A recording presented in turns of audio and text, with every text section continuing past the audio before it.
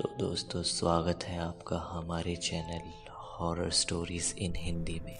दोस्तों एक और नई कहानी के साथ मैं हाजिर हो गया हूँ। आज की कहानी मेरे दोस्त राजीव की है। तो सबसे पहले मैं राजीव का धन्यवाद करना चाहूँगा अपनी कहानी साझा करने के लिए। दोस्तों अगर आपके पास भी कोई ऐसी ही कहानी है तो हमारे साथ शेयर करें, और हमारे चैनल पर अगर नए हैं तो चैनल को सब्सक्राइब करें और बेल नोटिफिकेशन को ऑन करें ताकि आप हमारी लेटेस्ट वीडियोस को कभी मिस ना करें। तो चलिए शुरू करते हैं आज की कहानी को। राजीव बताते हैं कि मैं अपने दोस्त राहुल के साथ घर से मुंबई के लिए निकल रहा था। हमने पैकिंग कर ली थी, बस निकलने की देरी थी। राहुल ने कहा कि हमें जल्दी निकलना चाहिए क्योंकि ट्रेन छूट जाएगी। हमारी ट्रेन रात के 12:30 बजे की थी। ट्रेन गोरखपुर के मेन स्टेशन पर आने वाली थी। हमें घर से निकलने में देरी हो गई और जिसका डर था वही हुआ। हम स्टेशन 1 बजे पहुंचे और ट्रेन मिस हो चुकी थी। अब हमें कुछ समझ नहीं आ रहा था कि क्या किया जाए, क्योंकि मुंबई जाना बहुत ही ज़रूरी था। हमने वहाँ टीटी से पूछा तो उसने बताया कि मुंबई जाने की अब कोई ट्रेन नहीं है, अगली ट्रेन कल रात को है। टीटी ने बताया कि जो ट्रेन तुमसे छूटी है तुम उस पर दोबारा पकड़ सकते हो। हमने पूछा कैसे, तो टीटी ने बताया कि अभी तुम्हारी ट्रेन आगे जाकर एक लोकल स्टेशन पर रुकेगी। उस स्टेशन का नाम था माहू जंक्शन, लेकिन टीटी कहता है तुम लोग वहाँ पर जाकर उस ट्रेन को पकड़ सकते हो। हम निकलने ही वाले थे कि टीटी ने हमें रोक लिया। उसने बताया कि तुम लोग जा तो रहे हो पर वहाँ पर कोई नहीं जाता। वो स्टेशन बिल्कुल सुनसान रहता है और मेरा कहना है कि तुम लोग भी वहाँ मत जाओ। हमने हैरानी से पूछा ऐसा क्यों?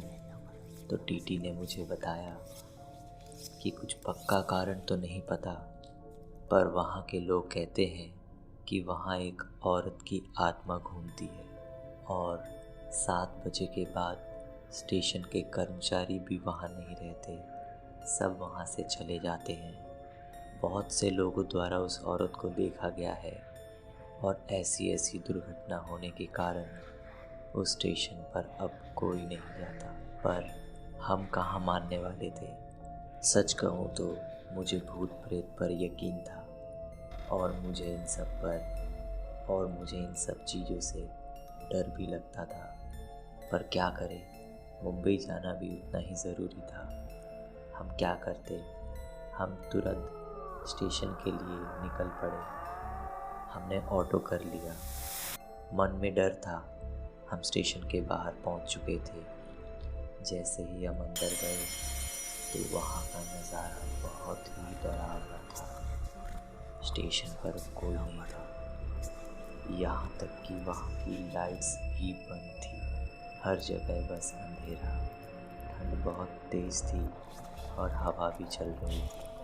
हम दोनों ट्रेन का वेट कर रहे थे। वहाँ पर कोई पूछताछ के लिए भी नहीं था। मेरे दिमाग में बस टीटी की बातें गूंज रही थी।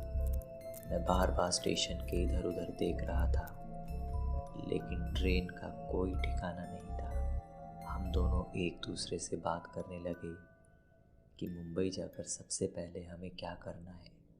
अभी हम ठीक बात कर ही रहे थे कि हमें स्टेशन पर एक आवाज़ सुनाई दी। आवाज़ सुनते ही हमने बात करना बंद कर दिया। अब हम उस आवाज़ को साफ साफ सुन सकते थे। वो आवाज़ एक औरत की थी जो चिल्ला चिल्ला कर रो रही थी। हम दोनों इधर उधर देखने लगे, लेकिन अचानक से ही देखा कि एक औरत जिसने काले रंग की साड़ी पहनी हुई थी वो ठीक हमारी तरफ आ रही थी। वो इतनी तेज चलकर हमारी तरफ आ रही थी कि हम उसे देखकर भागना चाहते थे, पर हमारे पैर सुन पड़ चुके थे। वो औरत अब हमारे पास आ गई थी और हमारे सामने खड़ी हो गई। जिसको हम भूत समझ रहे थे वो एक लगभग 40 की उम्र की एक औरत थी। उसने कहा कि आप लोग यहाँ क्या कर रहे हो। मैंने कहा कि हम लोग ट्रेन का इंतज़ार कर रहे हैं। उस औरत ने कहा कि ट्रेन को आने में अभी काफ़ी टाइम है, तुम लोग मेरे साथ चलो।